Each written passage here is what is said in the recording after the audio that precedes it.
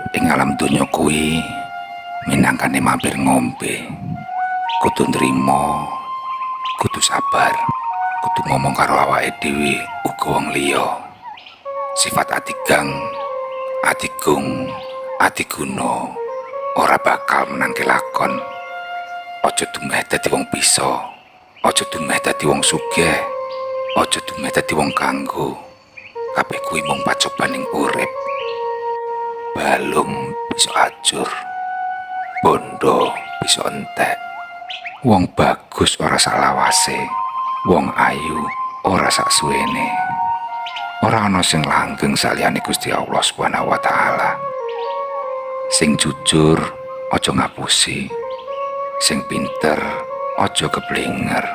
Nek kowe krasa lara dijiwit, ya mbok aja njiwit wong liya. Sing eling yo ngger,